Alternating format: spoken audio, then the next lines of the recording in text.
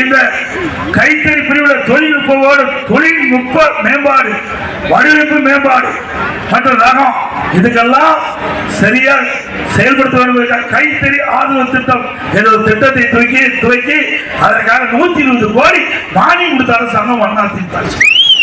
அதே போல நான் முதலமைச்சர் இருந்த பொழுது கைத்தறி துணி அதிகமா நெய்யப்பட்டு தேக்கம் அடைஞ்சது. அந்த துணியெல்லாம் விற்க முடியாம கைத்தறி நெசவாளர்கள் கடுமையா பாதிக்கப்பட்டாங்க.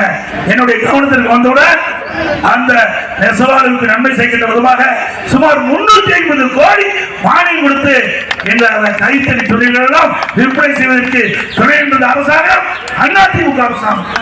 அதேபோல் ஜவுளி மற்றும் கைத்தறி விற்பனையை பெருக்க புதிய ஒருங்கிணைந்த ஜவுளி கொள்கை 2019ஆம் ஆண்டு நாங்கள் அறிவிச்சோம்.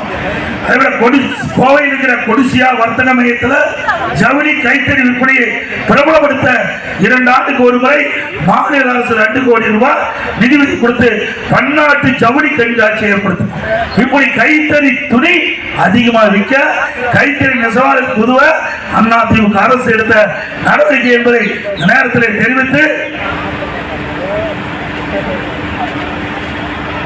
இன்னைக்கு திராவிட முன்னேற்ற கழக ஆட்சியில இன்னைக்கு உணவுப் பொருட்கள் கடுமையா விளைவிட்டு விண்ணை முட்டுகின்ற அளவுக்கு விளைவிட்டு அரிசி விலை உயர்ந்து போச்சு, பருப்பு விலை உயர்ந்து போச்சு, எண்ணெய் விலை உயர்ந்து போச்சு.